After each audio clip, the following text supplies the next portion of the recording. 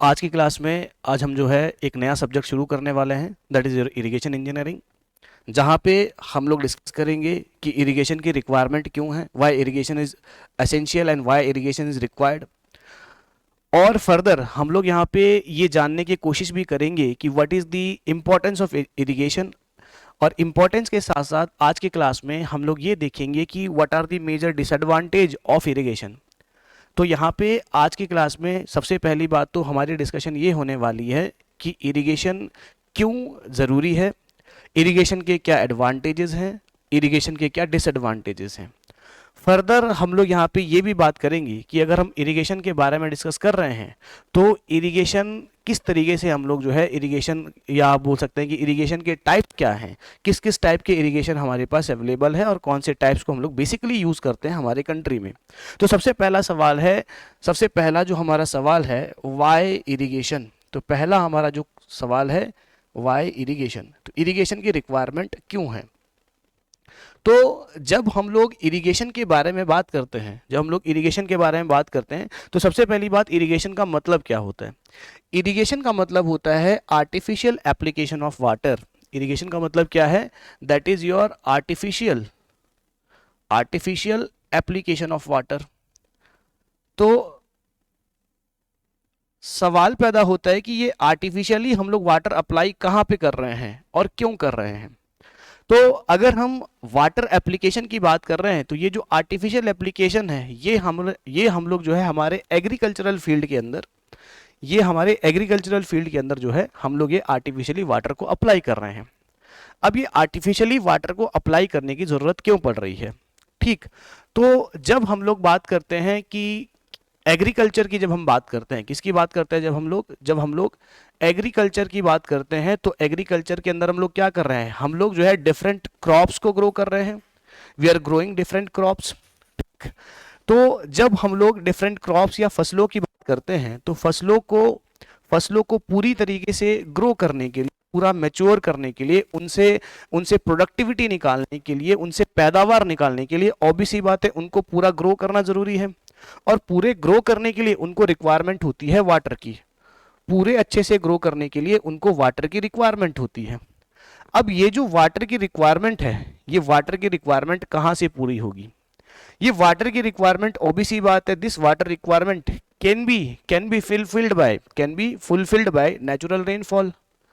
OBC बात है, अगर आपका नेचुरल रेनफॉल सफिशिएंट है, और सफिशिएंट के साथ साथ टाइम टू टाइम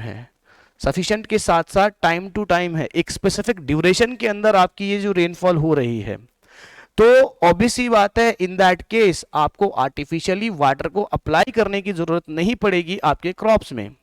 ये सुनो, इसका मतलब हमारे को आर्टिफिशियली एप्लीकेशन की जरूरत कब पड़ती है वाटर की, जब आपके पास नेचुरल रेनफॉल है वो आपका सफिशिएंट अमाउंट में अवेलेबल नहीं है। मतलब आपकी बारिश उतनी नहीं हो रही है जितनी होनी चाहिए, आपके एरिया में उतनी बारिश नहीं हो रही है जितनी होनी चाहिए, और उस टाइम पे नहीं हो रही है जिस टाइम पे आपके क्रॉप को रिक्वायर्ड है। इसका मतलब जब भी हम किसी भी फसल को उगाने की बात करते हैं या किसी भी खेती की बात करते हैं तो ऑब्वियसली बात है आपको वाटर की रिक्वायरमेंट होती है आपके क्रॉप्स के लिए। वाटर की रिक्वायरमेंट आपके क्रॉप्स के लिए कितनी होती है, ऑब्वियसली बात है जब तक ये पूरा मैच्योर नहीं हो पाए, जब से आपने उसको सो किया है और जब उसके बाद जब तक आप उसको हार्वेस्ट नहीं करते हो, ऑब्वियसली बात है तब तक आपको जो है वाटर की रिक्वायरमेंट होती है। तो वाटर की जब रिक्वायरमेंट आपकी तब तक हो रही है तो वहां तक आपको पानी चाहिए आपको। और पानी आपको कब चाहिए, पानी आपको तभी चाहिए जब आपके क्रॉप्स को रिक्वायरमेंट है। ऐसा नहीं है कि आपको हमेशा ही पानी चाहिए। या सुनो, उसके बारे में भी हम लोग बात करेंगे कि कब आपको पानी की रिक्वायरमेंट होती है आपके क्रॉप्स को, कितने दिनों के बाद आपने पानी को लगाना है क्रॉप्स के अंदर, वो भी हमारी डिस्कशन आएगी लेटर आगे वाली क्लासेस में, ठीक। तो ऑब्वियसली बात है जब हम लोग वाटर्स की बात करते हैं या क्रॉप्स की बात करते हैं तो ऑब्वियसली बात है क्रॉप या फसलों के लिए पानी की रिक्वायरमेंट है। और पानी कब तक चाहिए, जब हार्वेस्ट ना करें हम उनको, जब तक हम उसकी कटाई ना करें, जब से आपने बिजाई किया है, उसके बाद जब तक आप उसकी कटाई ना कर लें तब तक आपको पानी की रिक्वायरमेंट है, ठीक। और कितनी रिक्वायरमेंट है वो डिफरेंट क्रॉप्स के ऊपर डिपेंड करता है कि कौन सा क्रॉप आपने में आप हो। दूसरी बात, आपके जो वाटर की रिक्वायरमेंट है वो वाटर की रिक्वायरमेंट आपके एक स्पेसिफिक ड्यूरेशन और स्पेसिफिक टाइम के अंदर होती है। ऑब्वियस सी बात है, पानी आपका टाइम टू टाइम आपको चाहिए। इसका मतलब अगर आपका नेचुरल रेनफॉल टाइम से हो रहा है और सफिशिएंटली हो रहा है, फिर तो इरिगेशन की जरूरत नहीं है, मतलब आर्टिफिशियली आपको पानी लाके लगाने की जरूरत नहीं है। बट अगर हम इंडिया की बात करें, अगर हम लोग इंडिया की बात करें, तो इंडिया क्या है हमारा? इंडिया आपका एक सब ट्रॉपिकल कंट्री है। इंडिया जो है आपका एक सब ट्रॉपिकल कंट्री है। तो अगर हम इस सब ट्रॉपिकल कंट्री की बात करें, तो इंडिया जैसे सब ट्रॉपिकल कंट्री की बात करें, तो यहां पे ना ही हमारे पास रेनफॉल सफिशिएंट है और ना ही हमारे पास रेनफॉल का ड्यूरेशन इस तरीके से है कि सच दैट हम अपने क्रॉप्स को बिना किसी आर्टिफिशियल एप्लीकेशन के ग्रो कर पाए।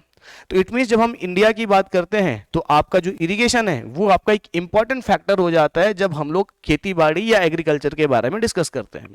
तो अगर हम खेती बाड़ी या एग्रीकल्चर की बात कर रहे हैं इन इंडिया, ऑब्वियसली बात है इरिगेशन आपके पास एक इंपॉर्टेंट फैक्टर हो जाता है, क्योंकि हमारे पास उतना सफिशिएंट अमाउंट में ना ही रेनफॉल है, ना ही उस ड्यूरेशन पे आपका रेनफॉल आपका आ रहा है। तो that's why irrigation is very very important. तो आज के क्लास में सबसे पहली बात तो हमने ये समझा कि इरिगेशन इंपॉर्टेंट क्यों है, क्योंकि हमारे पास बारिश जो है नेचुरल रेनफॉल हमारे पास इनसफिशियंट है। नेचुरल रेनफॉल हमारे पास इनसफिशियंट है और इनसफिशियंसी के साथ साथ आपका जो ड्यूरेशन है, आपका जो ड्यूरेशन है वो भी आपका जो है इरेगुलर है, वो भी आपका जो है इरेगुलर पैटर्न में आपकी बारिश हो रही है। तो इट मींस हमारे को यहाँ पे अगर अपने क्रॉप से अगर हमारे को हमारे फसलों को मैक्सिमम लेवल पे आपको यहाँ से प्रोडक्टिविटी निकालनी है अपने एग्रीकल्चरल फील्ड से, ज्यादा तो आपको पैदावार करनी है, तो ऑब्वियसली बात है फिर आपको इरिगेशन के ऊपर जो है डिपेंडेंट आपको होना पड़ता है। दैट्स वाई अगर हम बात करें ग्राउंड लेवल पे जाके, तो ऑब्वियसली बात है इरिगेशन इंजीनियरिंग जो है एक आपका एक इंपॉर्टेंट कंसेप्ट हो जाता है। इरिगेशन इंजीनियरिंग आपका एक इंपॉर्टेंट कंसेप्ट हो जाता है। दूसरी ओर इरिगेशन की बात करें तो नाउअडेज जैसे कि हम बात कर रहे हैं कि आज के अब एग्जाम्स के लेवल की बात करें या एग्जाम्स के क्वेश्चन के टाइप की बात करें, तो इरिगेशन का क्वेश्चन डे बाय डे आपका इंक्रीज होते जा रहा है। क्यों इंक्रीज होते जा रहा है? ऑब्वियस सी बात है, अगर हम इरिगेशन की बात करें तो जब इरिगेशन के हम लोग बेनिफिट्स के बारे में बात करेंगे, एडवांटेजेस के बारे में बात करेंगे, तो यहां पे आपकी डिस्कशन उसके बारे में आ जाएगी। अब देखो जरा बात करते हैं हम लोग एडवांटेजेस के बारे में। हम लोग बात करते हैं एडवांटेजेस के बारे में कि इरिगेशन के एडवांटेजेस क्या हैं, what are the basic advantages of irrigation. ठीक, चलिए देखिए जरा। तो हम जो बात कर रहे हैं, अब हम बात कर रहे हैं व्हाट आर द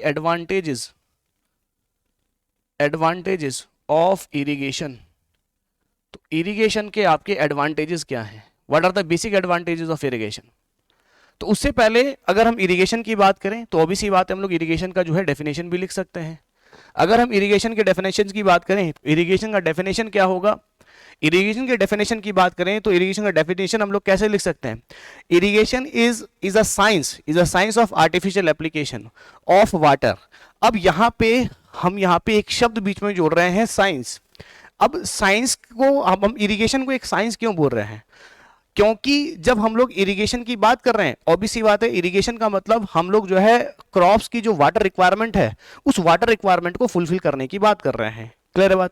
अब फर्दर जब हम क्रॉप्स के वाटर रिक्वायरमेंट को फाइंड करेंगे, ऑब्वियसली बात है there are some scientific applications जिनके थ्रू आप लोग ये फाइंड आउट करेंगे कि डिफरेंट क्रॉप्स का कि वाटर रिक्वायरमेंट क्या है। डिफरेंट क्रॉप्स की वाटर रिक्वायरमेंट जो है हम लोग एक साइंटिफिक अप्रोच से वो हम लोग डिफरेंट क्रॉप्स की जो है वाटर रिक्वायरमेंट है उसको फाइंड आउट करेंगे और फिर बेस्ट टू बेस्ट जो आपका साइंटिफिक अप्रोच होगा उसके मुताबिक जो है हम लोग उस वाटर को यूटिलाइज करेंगे, या आप बोल सकते हैं उस वाटर को हम लोग अप्लाई करेंगे। तो दैट्स वाई अगर हम इरिगेशन के डेफिनेशन की बात करें तो इरिगेशन के डेफिनेशन में हम लोग देख सकते हैं it is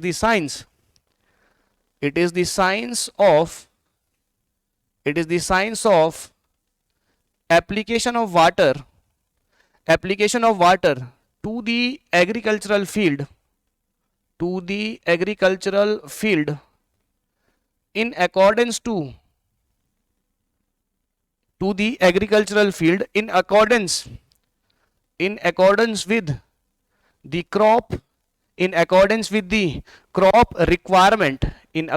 with the crop requirement throughout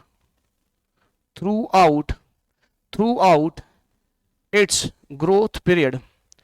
through out it's growth period. तो देखिए जरा मैंने क्या लिखा हुआ है, तो इसको समझने की कोशिश करते हैं। तो सबसे पहली बात तो पहली लाइन तो हमने ये भी समझ लिया कि हमने इसको क्या बोला, इट इज द साइंस। तो ये बेसिकली आपका एक साइंटिफिक अप्रोच है, किसका, एप्लीकेशन ऑफ वाटर का। तो साइंटिफिक एप्लीकेशन ऑफ वाटर किसके अंदर, आपके एग्रीकल्चरल फील्ड में। एग्रीकल्चरल फील्ड में किसको, आपके क्रॉप्स के लिए, इन अकॉर्डेंस विद क्रॉप्स, मतलब जैसे जैसे क्रॉप की रिक्वायरमेंट होगी उस तरीके से। फर्दर कब तक प्रोवाइड करना है, through out it's growth period. कब तक प्रोवाइड करना है, उसके ग्रोथ पीरियड पे, उसके ग्रोथ पीरियड तक। ग्रोथ पीरियड क्या होता है, जिस टाइम से आपने इसकी सोविंग करी, मतलब आपने बिजाई किया, उसके बाद ये क्रॉप, उसके बाद ये जो आपका क्रॉप है, ये क्रॉप आपका क्या होते जाएगा, मैच्योर होते जाएगा। अब जब तक आपका क्रॉप फुल मैच्योर नहीं हो जाता है, फुल मैच्योर का मतलब क्या हो गया, फुल मैच्योर का मतलब आपका हार्वेस्टिंग या कटाई जिसको हम लोग बोलते हैं, जब तक ये कटाई के लायक नहीं होगा, तो इस टाइम पीरियड को बोला जाता है इसका ग्रोथ पीरियड। इस टाइम पीरियड को बोला जाता है इसका ग्रोथ पीरियड। तो इसका मतलब आपको पानी कब तक सप्लाई करना है, आपको पानी सोइंग से लेके हार्वेस्टिंग के तक आपको जो है पानी की सप्लाई आपको चाहिए, तब तक आपकी पानी की रिक्वायरमेंट है। इसी टाइम को बोलते हैं ग्रोथ पीरियड, इसी टाइम को बोलते हैं ग्रोथ पीरियड। फर्दर जब हम आगे की क्लासेस में देखेंगे तो इसी को हम लोग फर्दर बेस पीरियड के नाम से भी जानते हैं, इसी को फर्दर हम लोग बेस पीरियड के नाम से भी जानते हैं। बोलो बात क्लियर है कि नहीं? तो यहां से आगे आप लोग एक लाइन भी जोड़ सकते हो। क्या जोड़ सकते हो, देखो जरा मैंने क्या बोला कि हमने क्रॉप्स को पानी देना है कब तक, इसके ग्रोथ पीरियड तक। किस लिए, फॉर इट्स फुल मैच्योरिटी। किसके लिए, फॉर इट्स फुल मैच्योरिटी।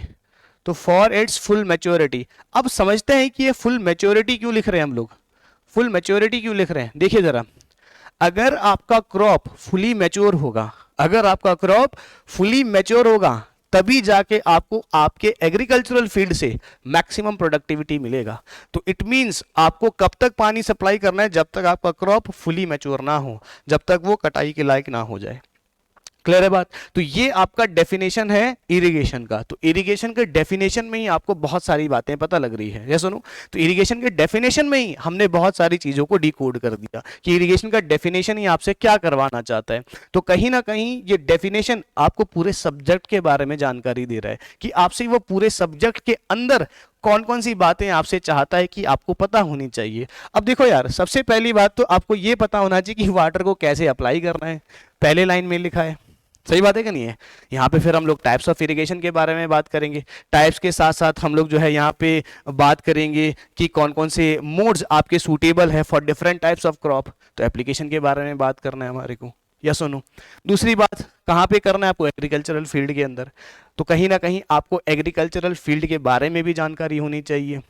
जैसे आगे आप लोग पढ़ेंगे कल्चरेबल एरिया, आप आगे पढ़ोगे कल्चरेबल कमांड एरिया, तो ये सारी बातें आपको पता होनी चाहिए। ठीक, और फर्दर आपको डिफरेंट क्रॉप्स के बारे में भी पता होना चाहिए कि कौन से क्रॉप्स के लिए कितने वाटर की रिक्वायरमेंट है।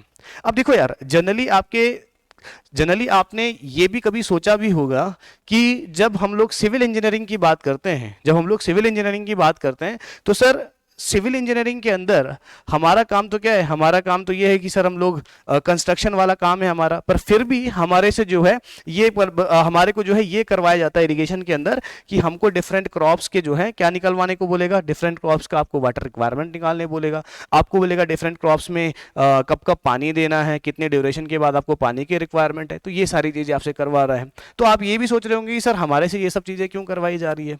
सही बात है कि नहीं है? हम तो सिविल इंजीनियर हैं, हमारा क्या काम है और कोई ये सब चीज़ों को पता करके।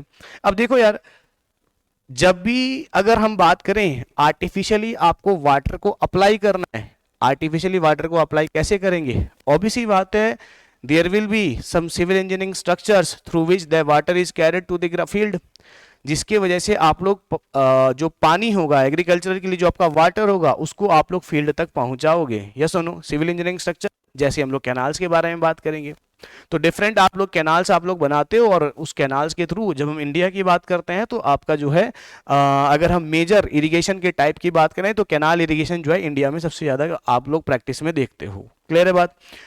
ठीक, तो ऑब्वियसली बात है कैनाल कंस्ट्रक्शन जो है ये हमारा मेन पर्पज है, अगर हम सिविल इंजीनियरिंग के पॉइंट ऑफ व्यू से ही बात कर लें तो हमारे को सीधे कैनाल इरिगेशन नहीं पढ़ा के आप सीधे आप सर पहले तो आप क्रॉप्स के बारे में जानकारी देते हो। अब देखो यार, हमारे को कैनाल्स के थ्रू क्या लेके आना है, पानी लेके आना है। अब पानी किसके लिए लेके आना है ये तो आपको पता होना चाहिए, या सुनो, आपको पानी क्रॉप्स के लिए लेके आना है। अब इस क्रॉप को कितना पानी चाहिए तभी तो आपको पता होगा कितना पानी लेके आना है, या सुनो। तो अगर आपको ये पता होगा किसको पानी देना है और कितना पानी देना है, तभी तो आपका जो डिजाइन होगा, आपके कैनाल का जो डिजाइन होगा वो आपका एक्यूरेट होगा, या आप बोल सकते हैं कि आपका कैनाल का डिजाइन होगा उसी के ऊपर बेस्ड होगा। बोलो बात क्लियर कि नहीं है? इसीलिए हम लोग यहाँ पे ये सारी चीजों के बारे में जो है जानकारी ले रहे हैं, तो इसीलिए हम लोग इन सारी चीजों के बारे में पढ़ रहे हैं। बोलो बात क्लियर है? तो यहाँ तक आपको ये क्लियर होना चाहिए, जब भी हम किसी सब्जेक्ट के बारे में पढ़ते हैं तो सब्जेक्ट का नाम देख के उसके बारे में सिर्फ उसके फॉर्मूले याद करके ऐसे नहीं यार। पहले आपको क्या करना है, पहले आपको ये भी तो समझना है कि हमारे कोर्स के अंदर ये सब्जेक्ट कर क्या रहा है और कोर्स के अंदर आपसे करवाना क्या चाहता है, what are the expectations of that subject, या आप उस कोर्स को क्यों आपके सिलेबस में लगाया गया है। तो ये चीज आपको जानकारी होनी चाहिए। क्लियर है बात? तो सबसे पहले तो हमने ये समझा आज यहाँ पे कि इरिगेशन का जो डेफिनेशन है, डेफिनेशन क्या है, और फर्दर डेफिनेशन को हमने डिकोड करने की कोशिश किया, और फर्दर इन बिटवीन हमने ये समझने की कोशिश किया इसके अंदर कि आपका जो इरिगेशन इंजीनियरिंग के अंदर जो हम लोग डिफरेंट रिक्वायरमेंट्स या क्रॉप्स के बारे में पढ़ते हैं, तो इसके बारे में क्यों हम लोग यहाँ पे जानकारी ले रहे हैं। तो ये आपकी एक बेसिक जो जानकारी थी वो हमने ले ली। तो हमारा पॉइंट ऑफ डिस्कशन क्या है? हमारा पॉइंट ऑफ डिस्कशन है एडवांटेजेस। नाउ चलिए देखिए जरा एडवांटेजेस। देखो, तो हम बात कर रहे हैं एडवांटेजेस ऑफ इरिगेशन के बारे में। तो सबसे पहले जब हम एडवांटेजेस के बारे में बात करते हैं तो ऑब्वियसली बात है, अगर आप लोग सफिशिएंट अमाउंट में पानी क्रॉप्स तक पहुंचाओगे, अगर आप लोग सफिशिएंट अमाउंट में पानी क्रॉप्स तक पहुंचाओगे, ऑब्वियसली बात है आपका जो फूड प्रोडक्टिविटी होगी वो आपका मैक्सिमम होगा। ये सुनो, आपका जो फसल होगा वो सबसे ज़्यादा निकलेगा। अगर आप लोग पानी सफिशिएंट अमाउंट में एक पर्टिकुलर ड्यूरेशन के अंदर दे रहे हो तो ऑब्वियसली बात है आपका जो फूड प्रोडक्शन है वो बढ़ जाएगा। तो increases the food production, very most important thing. तो आपका जो फूड प्रोडक्शन है वो आपका बढ़ जाएगा। क्लियर है बात? तो कहीं ना कहीं ये, अगर हम बात करें, कहीं ना कहीं ये जो फूड प्रोडक्शन है, ये फूड प्रोडक्शन कहीं ना कहीं आपके नेशनल सिक्योरिटी या नेशनल लेवल पे भी इंपॉर्टेंट है। सही बात है। अगर फूड प्रोडक्शन हमारे कंट्री में सबसे ज्यादा होगा तो ऑब्वियसली बात है मैक्सिमम चीजें जो हम लोग इंपोर्ट कर रहे हैं वो करने की जरूरत ही नहीं पड़ेगी, महंगाई कम हो जाएगी। सही बात है। तो ये आप बोल सकते हैं कि फूड प्रोडक्शन बढ़ जाएगा आपका। ठीक, अब फूड प्रोडक्शन आपका कब बढ़ेगा? ऑब्वियसली बात है जब आपका क्रॉप मैक्सिमम यील्ड दे रहा होगा, जब आपका क्रॉप मैक्सिमम यील्ड दे रहा होगा। एंश्योरिंग मैक्सिमम यील्ड, तो आपका मैक्सिमम यील्ड आने की जो संभावना है ये भी आपकी किसके वजह से आएगी? आपके इरिगेशन की वजह से आएगी। ये सुनो, मैक्सिमम यील्ड का मतलब क्या होता है? मैक्सिमम यील्ड का मतलब होता है, यील्ड का मतलब है पैदावार। यील्ड का मतलब क्या है? पैदावार। तो आपकी जो पैदावार है वो आपकी मैक्सिमम हो जाएगी। अगर हम यील्ड की बात करें तो यील्ड की जो अगर हम बात करते हैं तो यील्ड को कैलकुलेट किया जाता है टन्स पर हेक्टेयर। तो यील्ड को कैलकुलेट किया जाता है टन्स पर हेक्टेयर। सही बात है कि नहीं? कितने टन आपका जो है अनाज आ रहा है, फसल आ रहा है किस पर्टिकुलर हेक्टेयर जमीन के अंदर, कितने हेक्टेयर में कितना टन आ रहा है। अगर आपका जो है इरिगेशन का सिस्टम उस पर्टिकुलर एरिया में बहुत बढ़िया होगा तो you will get the maximum yield.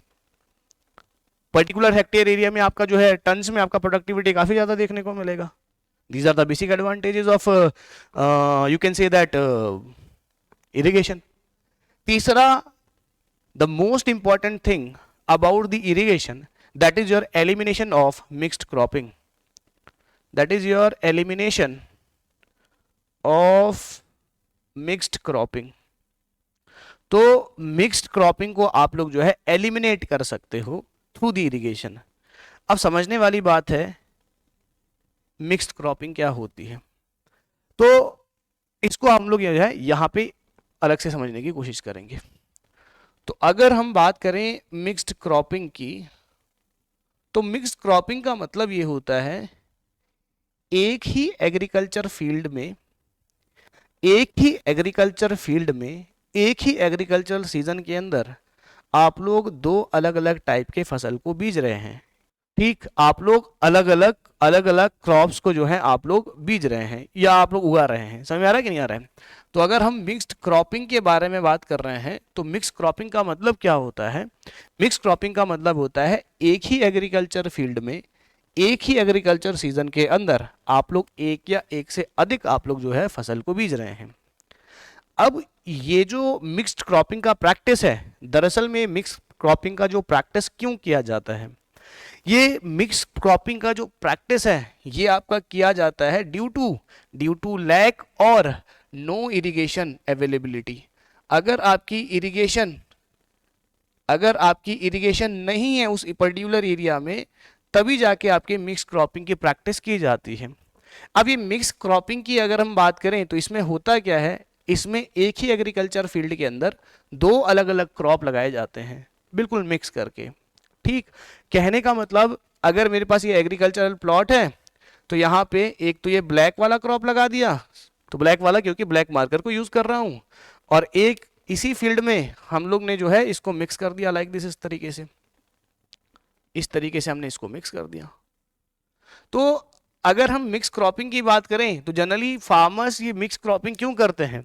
Farmers mix cropping इसलिए करते हैं क्योंकि यहाँ से इनका क्या होता है कि क्रॉप फेलियर के चांसेस कम हो जाते हैं। क्रॉप फेलियर का चांसेस क्या होता है? क्रॉप फेलियर क्या होता है? यहाँ पे ये जो दो फसल है, दोनों फसल की जो वाटर रिक्वायरमेंट है, दोनों फसल की वाटर रिक्वायरमेंट अलग अलग है। दोनों फसल की वाटर रिक्वायरमेंट अलग अलग है, इसीलिए दोनों को मिक्स किया जाता है। मतलब अगर ये फेल हो जाएगा तो एटलीस्ट ये तो बन ही जाएगा, मतलब ये फेल हो जाएगा तो एटलीस्ट ये तो आपका बन ही जाएगा। अगर इसकी प्रोडक्टिविटी कम आएगी तो ऑब्वियस बात है थोड़ा बहुत ये भी तो आ जाएगा। तो इसीलिए आपकी मिक्स क्रॉपिंग की जाती है ताकि आपका क्रॉप फेलियर जो होता है उससे बचा जा सके, और कहीं ना कहीं आपका जो लैंड है उस लैंड को प्रॉपरली यूटिलाइज किया जा सके, इसीलिए आपकी मिक्स क्रॉपिंग की जाती है। ठीक, generally this practice is unscientific, ये आपका अनसाइंटिफिक होता है। अनसाइंटिफिक क्यों या किस टर्म में अनसाइंटिफिक है? ये आपका उस टर्म में अनसाइंटिफिक है क्योंकि ऐसे एग्रीकल्चरल प्रैक्टिस के अंदर कोई भी क्रॉप आपको जो है मैक्सिमम यील्ड नहीं दे पाता है। कोई भी आपके पास क्रॉप जो है वो आपको मैक्सिमम यील्ड नहीं दे पाता है। बोलो बात क्लियर है कि नहीं है? कोई भी एग्रीकल्चरल क्रॉप जो है आपका वो आपको मैक्सिमम आपका जो यील्ड है ये नहीं दे पाता है। इसीलिए अगर हम मिक्स क्रॉपिंग की बात करें तो मिक्स क्रॉपिंग के अंदर none of the crop gives the maximum yield. कोई भी क्रॉप आपका मैक्सिमम यील्ड इस केस में नहीं देगा, तो इसीलिए इसको अनसाइंटिफिक माना जाता है। क्लियर है बात? तो अगर हम लोग बात करें मिक्स्ड क्रॉपिंग की, तो इरिगेशन अगर आपके पास अवेलेबल होगा, if irrigation is available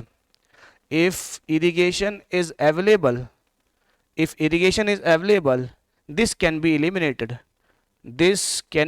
eliminated, इसको हम लोग एलिमिनेट कर सकते हैं। क्यों? क्योंकि ये सारी चीजें क्यों हो रही थी? क्योंकि आपके पास इरिगेशन नहीं था, आपके पास इरिगेशन वाटर नहीं था, उतना नहीं था कि सच दैट मैं किसी क्रॉप को उगा पाऊं, किसी एक क्रॉप को उगा पाऊं, या जैसे किसी ब्लैक क्रॉप को पूरे एग्रीकल्चरल फील्ड पे लगाऊंगा तो वाटर इतना है नहीं मेरे पास, इसलिए इसके बीच में ये ब्लू वाला क्रॉप को मिक्स कर दिया है ताकि एटलीस्ट एक तो आपका बन जाए। बातें समझ में आ रही है कि नहीं आ रही है? तो अगर आपका इरिगेशन, आपका वाटर अवेलेबल होगा तो ऑब्वियस सी बात है एक ही क्रॉप लगाऊंगा, और एक ही क्रॉप लगाऊंगा तो वहां से मेरे को मैक्सिमम यील्ड मिल जाएगा।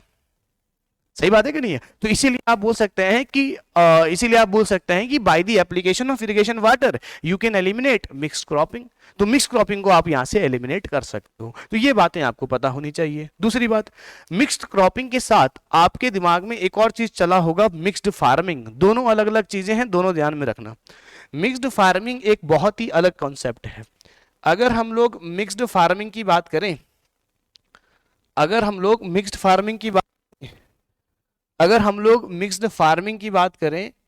तो मिक्स्ड फार्मिंग और मिक्स्ड क्रॉपिंग दोनों आपके पास जो है एक अलग टाइप की प्रैक्टिस है। मिक्स्ड फार्मिंग की बात करते हैं तो ये आपका एक हेल्दी एग्रीकल्चरल प्रैक्टिस होता है। मिक्स्ड फार्मिंग आपका एक हेल्दी एग्रीकल्चरल प्रैक्टिस होता है। इसके अंदर क्या किया जाता है, इसके अंदर आपके एग्रीकल्चरल फील्ड में क्या किया जाएगा, देखो जरा, ये आपका एग्रीकल्चरल फील्ड है, यहाँ पे आपका एग्रीकल्चर हो रहा है, यहाँ पे आपका एग्रीकल्चर हो रहा है, यहाँ पे आपका एग्रीकल्चर हो रहा है, और इसी एग्रीकल्चरल फील्ड के एक कोने में क्या हो रहा है, कैटल रियरिंग। इसी एग्रीकल्चरल फील्ड के एक कोने में क्या हो रहा है, कैटल रियरिंग या एनिमल हस्बेंड्री, कैटल रियरिंग और एनिमल हस्बेंड्री, एनिमल हस्बेंड्री। तो यहाँ पे आप लोग जो है या तो पशुपालन कर रहे हो या आप लोग जो है एनिमल्स को यहाँ पे पाल रहे हो, या कुछ इस तरीके की एक्टिविटीज आपकी चल रही है। अब इससे होगा क्या, ओबीसी बात है, अगर हम इस टाइप के प्रैक्टिस की बात करें तो ये आपका जो प्रैक्टिस होता है मिक्स्ड फार्मिंग का, ये आपका एक हेल्दी प्रैक्टिस है। This is your healthy practice. क्यों? क्योंकि दोनों जो है कहीं ना कहीं एक दूसरे की रिक्वायरमेंट को पूरी करती हैं। जैसे एग्रीकल्चरल फील्ड से जो भी आपका वेस्ट निकलेगा, ऑब्वियसली बात है, you can feed to your animals, आप अपने एनिमल्स को ये खिला सकते हैं। फर्दर एनिमल का जो वेस्ट होगा वो आप लोग अपनी एग्रीकल्चरल फील्ड में लगा सकते हो, as a manure, as a आप बोल सकते हैं कि खाद की तरह आप उसको यूज कर सकते हो। क्लियर है बात?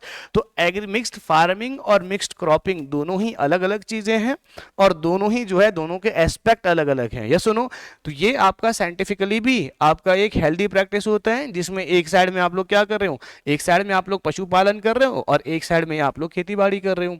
खेती बाड़ी से जो भी आपका वेस्ट निकला वो पशुओं को खिला दिया, और पशुओं का जो भी वेस्ट निकला उसको जो है एज अ फर्टिलाइजर्स आप लोग जो है खेतों में उसको यूज कर रहे हो। तो दोनों आपकी अलग अलग चीजें हैं, ये आपको पता होना चाहिए। Now come to the point, अब हम लोग पॉइंट पे आते हैं। तो ये तो हमारी बात हो रही थी कि एडवांटेजेस के बीच में मिक्स क्रॉपिंग का डिस्कशन आया, तो वहीं पे मैंने मिक्स फार्मिंग भी आपको बता दिया। ठीक, नाउ अगला एडवांटेज, अगला एडवांटेज इरिगेशन इंजीनियरिंग का क्या है, जनरेशन ऑफ हाइड्रो इलेक्ट्रिसिटी। कैसे? Generation of hydro electricity. तो हाइड्रो इलेक्ट्रिसिटी जो है आप लोग इरिगेशन वाटर के थ्रू आप लोग जनरेट कर सकते हो। कैसे? देखो यार, ऑब्वियसली बात है, जब हम लोग इरिगेशन वाटर की बात करेंगे तो या इरिगेशन के लिए आप लोग जब डिफरेंट इंजीनियरिंग कंस्ट्रक्शन करोगे तो इसके अंदर सबसे पहली बात आती है, ऑब्वियसली बात है, इरिगेशन वाटर कहाँ से लाएंगे। इरिगेशन वाटर आपके डिफरेंट स्ट्रीम्स या रिवर से आपका लाया जाएगा।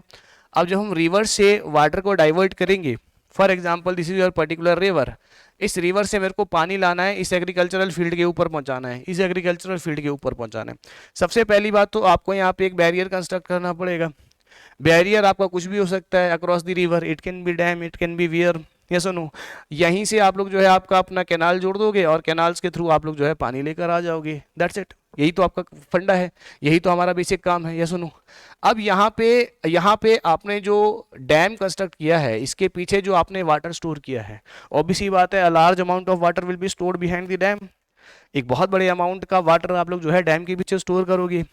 अब ये जो वाटर आपने स्टोर किया है, ऑब्वियसली बात है, वाटर के पास एनर्जी है, जो आपने स्टैटिक कंडीशन में वहाँ पे वाटर रखा हुआ है, ऑब्वियसली बात है। अब उस स्टैटिक कंडीशन में जो वाटर की एनर्जी है, उस एनर्जी के थ्रू आप लोग जो है हाइड्रो इलेक्ट्रिसिटी जनरेट कर सकते हो, या सुनो। हाइड्रो इलेक्ट्रिसिटी जो है आप लोग यहाँ से जनरेट कर सकते हो।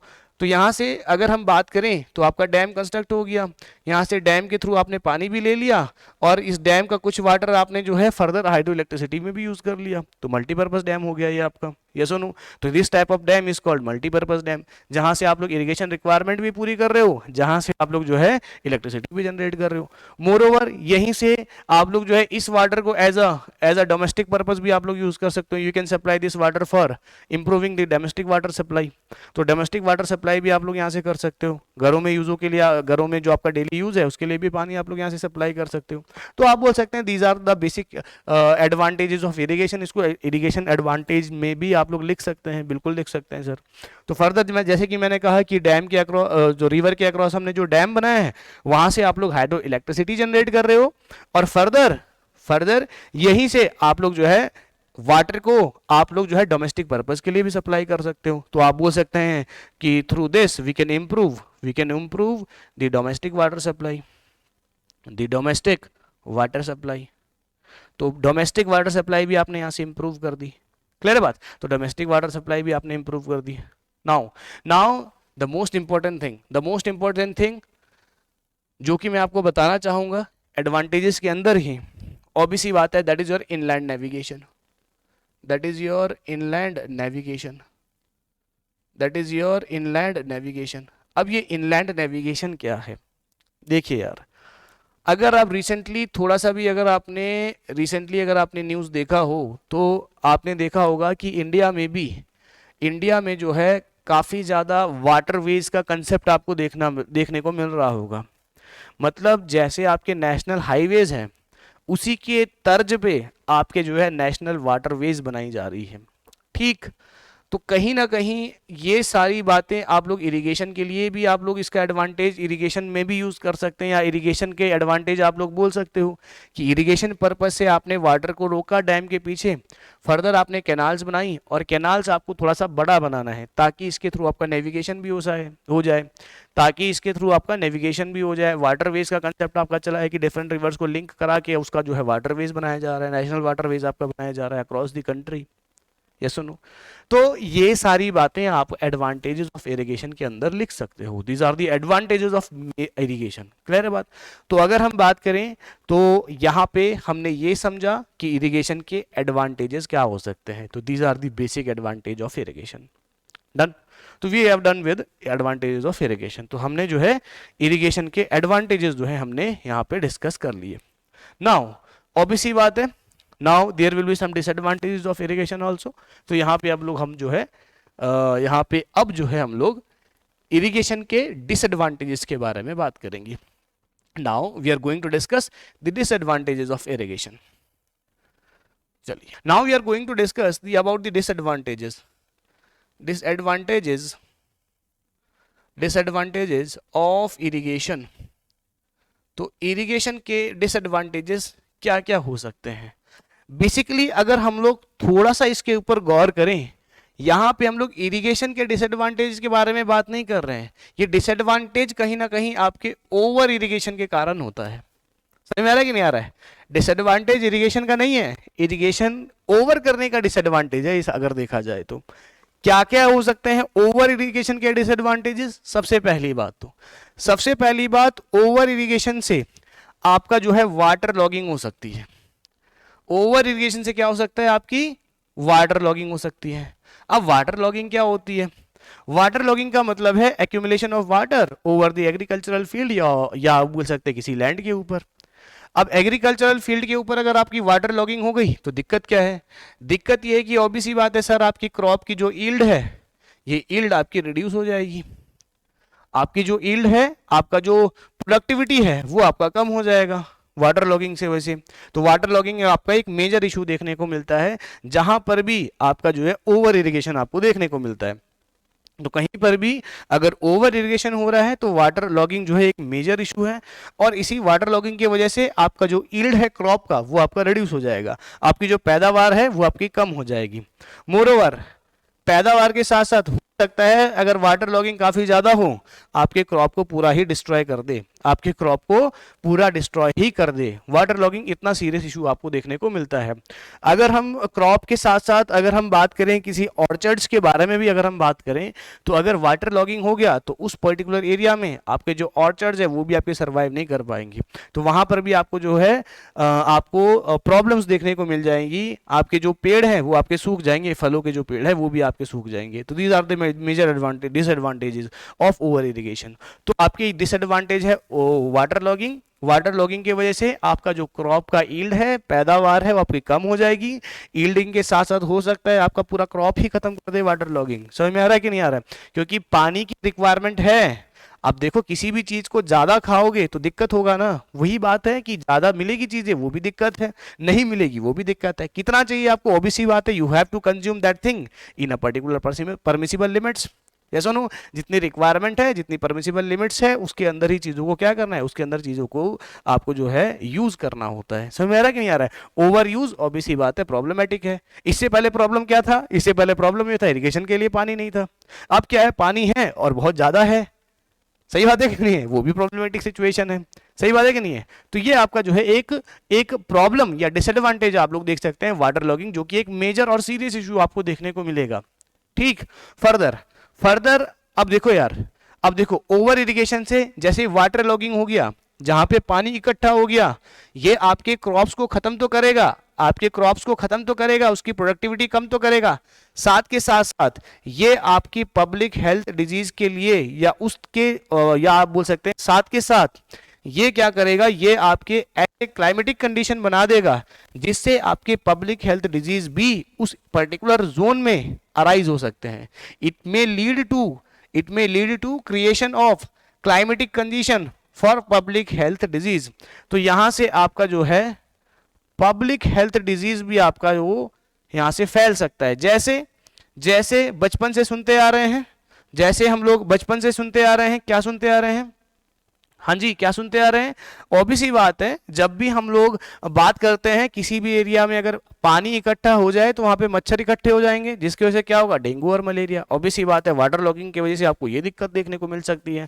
तो public health disease like dengue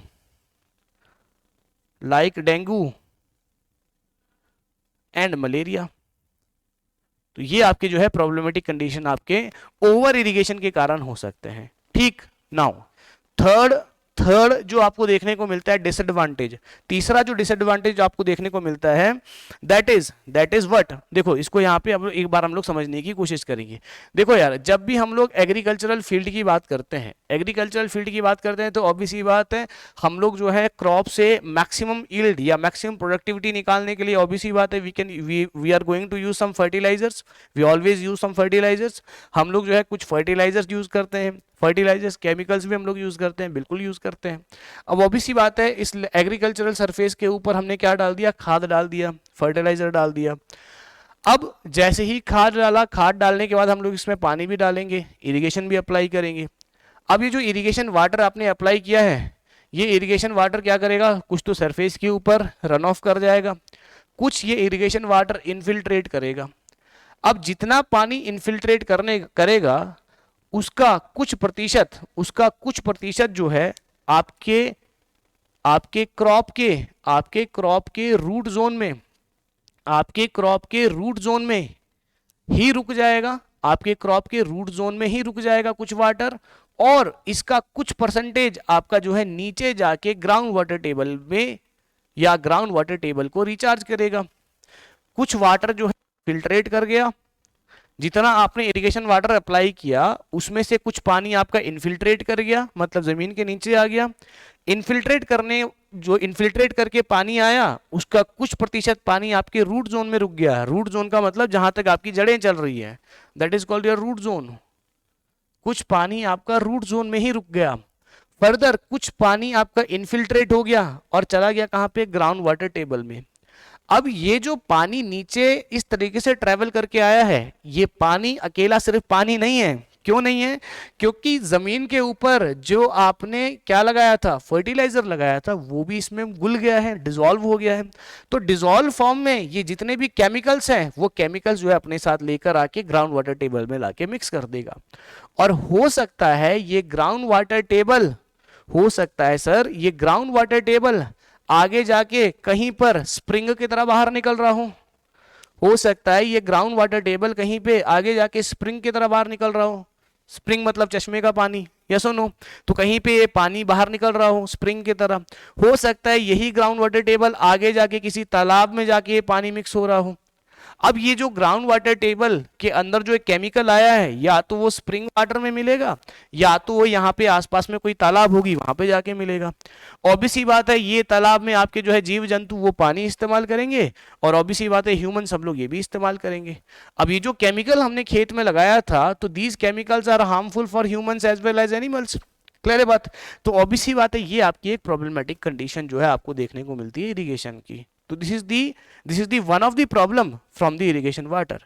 तो आप बोल सकते हैं कि अगर हम इरिगेशन के थ्रू हो सकता है इनऑर्गेनिक केमिकल्स हैं जो कि वो आपका सीप हो जाए, और सीप होके आपके ग्राउंड वाटर टेबल में चला जाए, और फर्दर ये ग्राउंड वाटर टेबल आगे जाके कहीं ना कहीं हम लोग यूज करेंगे, और हमारे लिए ये एक डेंजरस सिचुएशन है।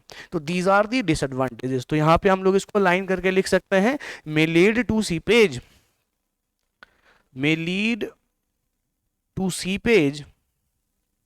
may lead to seepage of inorganic chemicals of inorganic chemicals into ground water, into ground water, तो आपके ये ग्राउंड वाटर में जाके मिक्स हो जाएगा। बोलो बात समझ में आ रहा है कि नहीं आ रहा है? और अगर हम इनऑर्गेनिक केमिकल्स की बात करें तो बेसिकली आपका जो नाइट्रेट्स है, बेसिकली जो आपका नाइट्रेट्स हैं, ये हमारे लिए ज़्यादा प्रॉब्लमेटिक्स है, ये हमारे लिए ज़्यादा प्रॉब्लमेटिक कंडीशंस डेवलप कर सकता है। एग्जाम्पल के लिए आप लोग यहाँ पे नाइट्रेट यहाँ पे लिख सकते हैं। तो इसके अलावा और भी बहुत सारे केमिकल्स हम लोग जो है अपने एग्रीकल्चरल फील्ड के अंदर यूज़ करते हैं, जैसे हम पोटाश यूज़ करते हैं, आपका जो है कैल्शियम यूज़ करेंगे ज़्यादा अमाउंट, और फर्दर आपका जो नाइट्रेट्स हैं, ये तो आपके कॉमन फर्टिलाइजर्स हैं जो हम लोग यूज़ करते ही करते हैं, यस नो। तो ये आपके डिसएडवांटेज हो जाते हैं आपके इरिगेशन के। तो these are the generally disadvantages of irrigation, ये आपके डिसएडवांटेज हैं इरिगेशन के। क्लियर है बात? तो इसी के साथ हमने जो है एडवांटेजेस और डिसएडवांटेजेस दोनों को जो है डिटेल में डिस्कस किया।